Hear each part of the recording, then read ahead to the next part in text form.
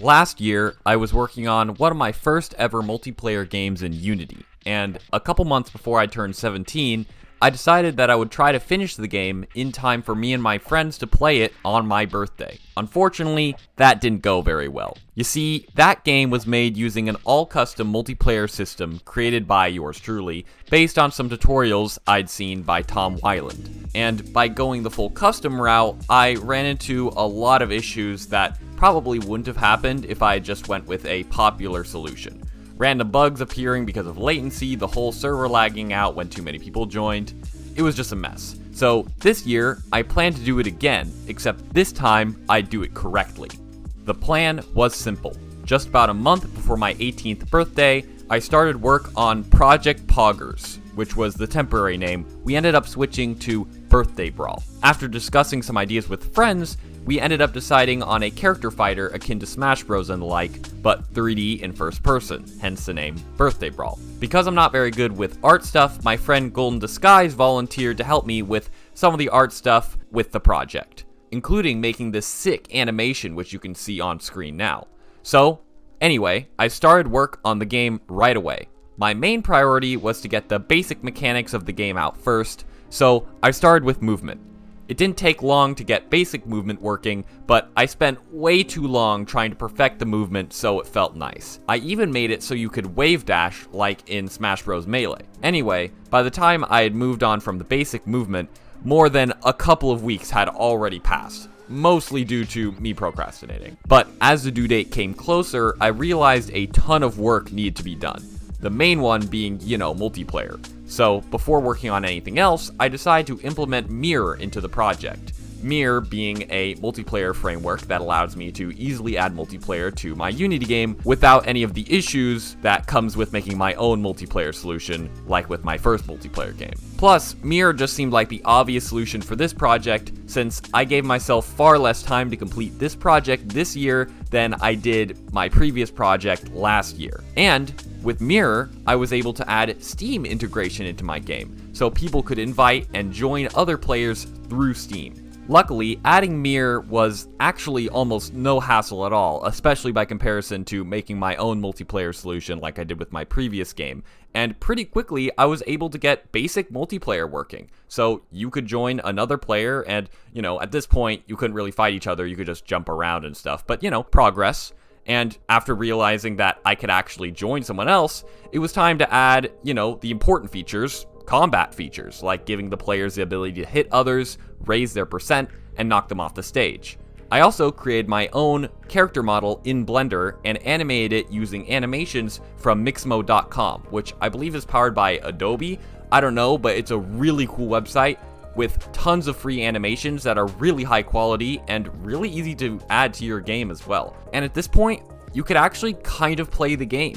You could knock others off the stage. There was no winning at this point, but when you died, you would respawn and you could continue fighting the other players in the lobby. So it was actually kind of a game. So I decided that I would test it for the first time with one of my friends, Golden Disguise. So when I got in the call and tested the game for the first time, Golden Disguise and I found that everything seemed to be going quite well, which was quite surprising. Combat was pretty unsatisfying, as you couldn't really tell if you were punching someone or not, because the animations didn't appear to you in first person, but it was working well until I fell off the map.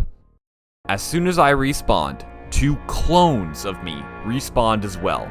My clones mimicked my movements perfectly, and as we surrounded Golden Disguise, one of my clones fell off, spawning infinite clones, and my screen started the death screen spiral as my camera started spinning at Mach 10. Yeah, so that was fun. Turns out that was actually a really simple bug with quite a simple fix. You see, when you fell off the map, it would first send a message to the server, and then the server would send a message to everyone else to destroy your own player.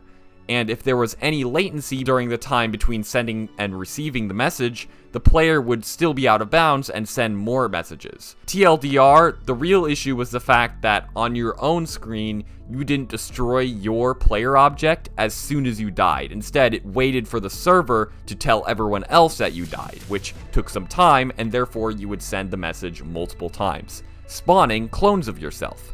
And then when the clones died, the message would be received, but killed the real you and not the clone you that's actually sending all the messages, leaving the clone version of you continuously falling into the abyss, continuously spawning more clones, leading to infinite numbers of clones and, well, the bug that you just saw there. But honestly, that was probably the funniest bug I've ever seen in one of my games, so I'll take it. And it was one line of code that needed to be added. So, pretty good bug, I would say. So, after testing the game with Golden Disguise and of course fixing the bug, I added the ability to, win. So if someone lost all 3 of their stocks, they would die forever and spectate the rest of the game until there was 1 player left. And by the way, at this point, there was less than a couple of weeks until my birthday. I think a week and a half or less at this point.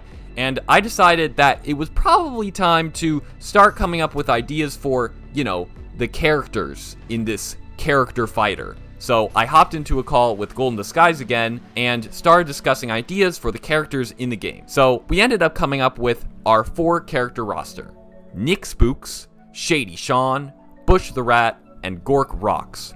Fun fact, before coming up with Gork Rocks, the 4th character was actually supposed to be a clockwork robot guy named WX69.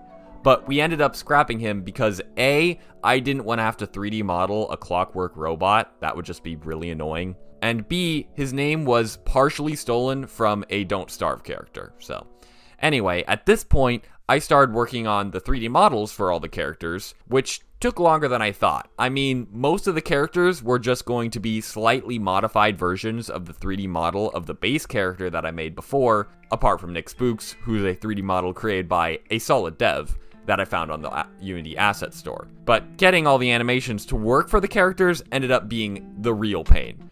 Also, you might be wondering, didn't you say that Golden Disguise was going to help with the art stuff? And yeah, I did, and up until this point, I honestly just didn't have a whole lot of art stuff for him to work on, since he's not very good with 3D modeling, he's more of a 2D guy, so up until that point, wasn't really sure what he could do. But then we decided at some point that Golden could help out making 2D animations for the first-person perspective of your attacks. So of course, in order to do that, we had to come up with some movesets. Making the movesets was somewhat limited by Mixamo, as even though it's a really good website with lots of animations, there weren't infinite numbers of animations, and thus it didn't have all the animations we wanted for all the moves that we wanted. But it still had a surprising amount that worked really well for the game. So after deciding on the moves, I of course still needed to actually implement the mechanics of the moves in-game, and at this point, we were within a few days of the project, so I really need to hurry on this. I ended up finally figuring out all of the movesets the day before my birthday party, but there was still so much I hadn't done yet. For instance, there wasn't any music for the game, the map was still really bad, and I hadn't implemented Golden's animations yet. Luckily, one of those problems was solved without any effort from me. You see, Golden Disguise's sibling, Bluthardt, happens to be really into music, and the night before my party, she sent me this sick track to use for my game.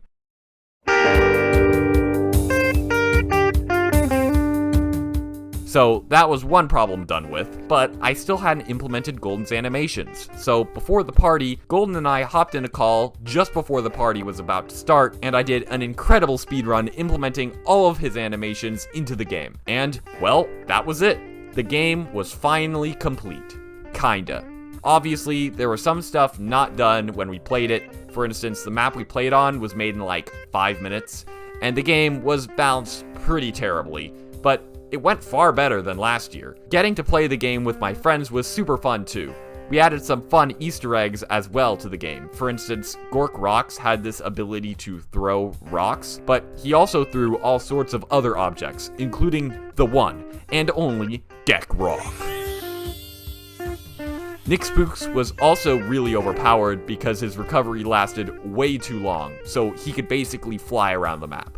But overall, this was a great accomplishment and a fun experience all around. So anyway, that's it. In case you're wondering, I'm not planning to release this game anytime soon. That may have been obvious from the state the game is in right now, but yeah, it still needs a lot of work before I would want to release it. But who knows, maybe I'll revisit it if enough people seem interested. In the meantime, hit like and subscribe so you'll get notified on any new videos like this one, and I'll see you next time. Bye!